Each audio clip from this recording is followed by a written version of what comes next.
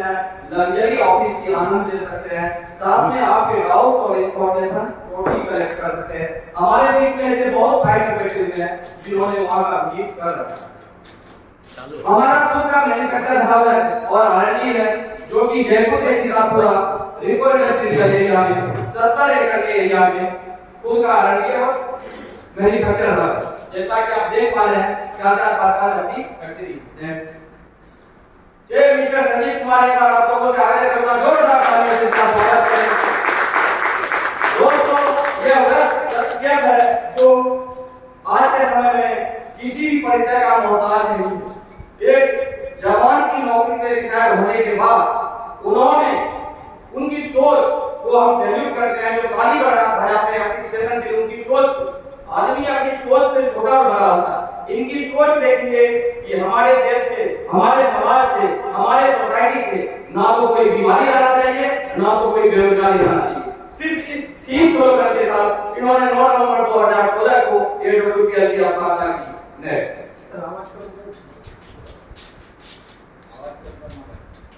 हमारे AWPL संस्था में जो प्रोडक्शन होता है उनके लिए मार्केट में कोई प्रोडक्ट आप लाने के लिए कुछ लीगल रिक्वायरमेंट होती है। वो सारे लीगल डॉक्यूमेंट हमारे संस्था के पास अवेलेबल है। अपने संस्था के नाम से पैन कार्ड वगैरह रजिस्ट्रेशन है। तो जो 20 से ज्यादा डॉक्यूमेंट हमारे पास संस्था के पास जो ये सर्टिफाइड करता है, WHO की सर्टिफिकेट है, FASSI का सर्टिफिकेशन है और सबसे अच्छी बात है कि हर प्रोडक्ट आयुष मंत्रालय से सर्टिफाइड है जिसकी सर्टिफिकेशन हमारे पास अवेलेबल है। जैसा कि मैंने आप लोगों को बताया क्वालिटी प्रोडक्ट और रिजल्ट ओरिएंटेशन की वजह से बहुत ही कम समय में इन्होंने हमारी संस्था ने 15 से ज्यादा नेशनल और इंटरनेशनल प्राप्त किया है, जिसमें चैंपियन ऑफ चेंज की अवार्ड 2 टाइम्स हमारे संस्था को मिला है।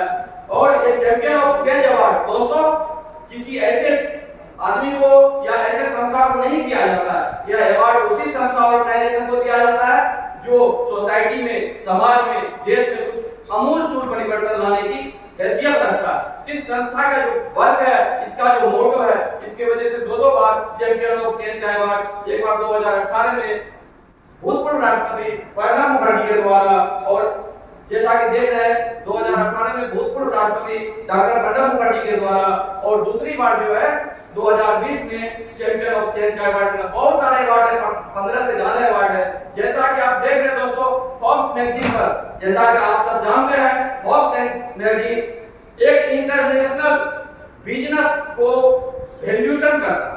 यह वह मैगजीन है जो अमेरिका से प्रकाशित होती है।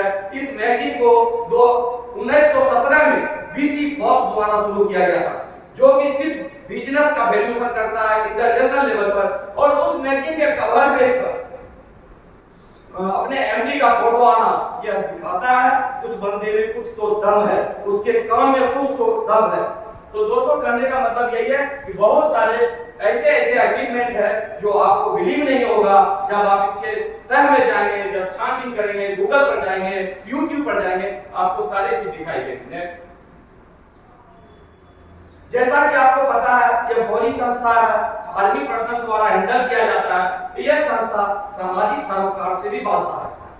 जैसा कि आप देख पा रहे हैं पुलवामा अटैक में हमारी संस्था ने 11 लाख का चेक प्रदान किया था। कोरोना काल में हमारी संस्था ने 21 लाख का चेक जो है प्रधानमंत्री फंड में दिया था, राहत फंड में, और साथ में 6 महीना से ज्यादा तक बहुत सारे आदमी को खाना खिलाया था। अभी जो राम मंदिर का आपने देखा है उद्घाटन हुआ, उसमें मनोज तिवारी को हमारी संस्था के MD द्वारा 25 लाख का चेक दिया गया। यह दिखाता है, यह बताता है कि हमारी संस्था सिर्फ पैसे अर्न और बिजनेस नहीं दे रही है, साथ में सामाजिक सरोकार से भी वास्ता रखती है। हमारी संस्था का जो मोटो है उस मोटो को आप देखिए, गोल एंड विजन जो हमारी संस्था का healthy and wealthy India health awareness programme जहां आपके आप बैठे हैं, अगर इसको आप गौर से देखेंगे तो पूरे वर्ल्ड के मैप को, पूरे वर्ल्ड के नक्शा को एक हाथ के अंदर शेप, ये मतलब ये दिखाता है, यह बताता है, यह सिंबल है इस बात का कि आयुर्वेद को यूज करके लाइफ स्टाइल को पूरा चेंज करके हम खुद का नहीं, अपने परिवार का नहीं, समाज और देश का नहीं, पूरे विश्व को हम सेफ एंड साउंड रख सकते हैं। यह इसका द्योतक है इस बात। जैसा कि आप सबों को मालूम है हमारा कंपोजिशन से बना हुआ है, protein, vitamin, mineral, water, fat, वसा, ये सारे चीज जो है इसके कंपोजिशन से हमारा शरीर, मानव शरीर बना है। अगर इसमें कोई अनबैलेंस हो जाता है, कुछ ऊपर नीचे हो जाता है, तो ये लाइफ स्टाइल डिजीज के तौर पर जाना जाता है। Diabetes, blood pressure, digestive system का डिसऑर्डर होना, शॉर्ट मेमोरी होना, शॉर्ट आइज होना, हेयर फॉल होना, ये सारी समस्या जो आप देख रहे हैं, ये समस्या लाइफ स्टाइल डिजीज में आता है। तो लाइफ स्टाइल डिजीज वह डिजीज है जो कि लाइफ स्टाइल, जो कि हम सुबह 6 बजे जगते हैं और रात के 9 बजे सोते हैं, इन बीच में जो हमारा क्रियाकलाप है, जो खान पान है, जो रहन सहन है, उसके वजह से जो डिजीज होती है उसे लाइफ स्टाइल डिजीज बोलते हैं। और इस डिजीज को सॉल्व करने के लिए कोई डॉक्टर और कोई डिग्री की जरूरत नहीं है। इस डिजीज को हम खुद और थोड़ा सप्लीमेंट्री आयुर्वेद का लेकर के ठीक कर सकते हैं। अगर हम पीछे टाइम में जाते हैं कि ऐसा क्यों हुआ, ये जो सारी लाइफ स्टाइल डिजीज है जिसका कहीं कोई ट्रीटमेंट नहीं है एलोपैथ में, तो हम देखते हैं पहले जो है, पहले के समय में आदमी लंबा लाइफ लॉन्ग मतलब लंबी उम्र जीता था। लंबी उम्र जीता था ये बड़ी बात नहीं है, बिना बीमारी का जीता, ये बड़ी बात है, वो बिना बीमारी का जीता था। इसका वजह यह होता था कि बेबी घर में बॉर्न होता था। बॉर्न मतलब मदर उसकी हेल्दी होती थी और बेबी का बॉर्न घर में होता था, फिजिकल एक्टिविटी होती थी और आदमी जो है हार्ड वर्क करता था। जो भी खाता था उसमें केमिकल और खाद का बिल्कुल भी कहीं भी नाम मात्र का भी कोई वो नहीं था, इसलिए वो बिना बीमारी का लंबा टाइम जीता था। लेकिन आज के समय में हम जंक फूड पर आ गए हैं। हमारे बच्चे को हमें खुद शॉर्टकट करने के लिए चलो समोसा ले आओ, तो ये ले आओ, वो ले आओ मार्केट से, तो ये जंक फूड पर आ गए हैं। हमारी फिजिकल एक्टिविटी बंद हो गई है और उसके बाद जो खाना वगैरह जो हम बनाते हैं उसके वजह से सारे डिजीज हो रहे हैं। इसका रीजन ये हो रहा है कि शॉर्ट लाइफ जी रहा है आदमी, और जो जी रहा है उसमें भी कोई ना कोई बीमारी से जी रहा है। जैसा कि आप इस स्लाइड में देख पा रहे हैं, पहले की ये सारी बीमारियां थी जिससे गांव के गांव, परिवार के परिवार खत्म हो जाते थे। मलेरिया, डिप्थीरिया, जैसा चिकन पॉक्स वगैरह जो छोटे स्मॉल पॉक्स वगैरह के नाम से जाने जाते हैं, ये सारी बीमारियां होती थी जो कि सूक्ष्म कीटाणुओं द्वारा फैलती थी। लेकिन आज हमें अपने साइंटिस्ट और डॉक्टर का धन्यवाद देना चाहिए, क्योंकि इन्होंने इनके ऊपर जो है मेडिसिन का इजाद कर लिया है, मेडिसिन को अवेलेबल करा दिया। आज इस बीमारी से कोई नहीं मरता है। लेकिन ये जो दूसरा बीमारी इसके साथ आ गया है जो कि लाइफ स्टाइल डिजीज के नाम से जाना जाता है, इस बीमारी का एलोपैथ में कोई ट्रीटमेंट नहीं है सिवाय और सिवाय आयुर्वेद का और थोड़ा सा लाइफ के स्टाइल को चेंज करने। जैसा कि इस स्लाइड में आप देख रहे हैं कि पहले जो हम खाते थे, कोई कुछ भी खाते थे, उसमें हमारी जो रिक्वायरमेंट होती थी बॉडी की, vitamin, mineral, fibre, protein, carbohydrate, ये सारे हमें नेचुरल तरीके से मिलते थे। कुछ भी अनाज खाते थे, कुछ भी फल खाते थे, उसमें केमिकल बिल्कुल नहीं होता था, जिसकी वजह से हमारी बॉडी की जो रिक्वायरमेंट्स है ये सारी फुलफिल हो जाती। बट आज के दौर में हम जो भी खा रहे हैं उसमें ये सारी चीज की कमी है और साथ में केमिकल की मात्रा है, जिसकी वजह से इस टाइप के डिजीज हो रहे हैं। अभी आप देखेंगे इसमें कि सप्लाई जो है, सप्लाई कम हो गया है, डिमांड ज्यादा हो गया। इसके वजह से किसान बेचारा भी क्या करेगा, वो भी चाहता है कि रात में सब्जी लगाए सुबह मार्केट में दे दे। उनकी कोई गलती नहीं है।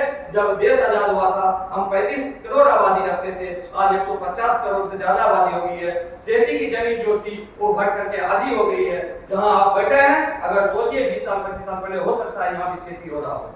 तो कहने का मतलब है सप्लाई डिमांड चेन को पूरा करने के लिए किसान जो है सप्लाई में बढ़ोतरी के लिए खाद और पेस्टिसाइड का यूज कर रहा है। उसके बाद जो अपना सॉइल है, मिट्टी है, उसकी न्यूट्रिएंट्स कमजोर हो गई, क्योंकि वो इतना एक साल में 5 फसल पैदा करके नहीं दे सकता और खाद और केमिकल इतना यूज किए हैं तो बर्जर होते जा रहा है। तो उसमें और पैदा करने के लिए हम खाद और केमिकल का बेधड़क मतलब इस्तेमाल कर रहे हैं ताकि उसका रिजल्ट कुछ भी निकले, उससे हमें लेना देना नहीं है। नेक्स्ट हमारा कुकिंग का मेथड चेंज हो गया। पहले जो हम खाना बनाते थे बाहर ओपन में और चूल्हे पर बनाते थे जहाँ खाना पकता था, और आज जो है प्रेशर कुकर और ओवन का यूज करते हैं जहाँ दोस्तों खाना पकता नहीं, खाना गलता है। नेक्स्ट आप देख रहे हैं पहले के समय में जो सीजनेबल फ्रूट्स है सीजन में ही मिलता था, लेकिन आज अभी सोते सोते आपकी इच्छा हो गई कि आम खाना है, आम अवेलेबल हो जाएगा।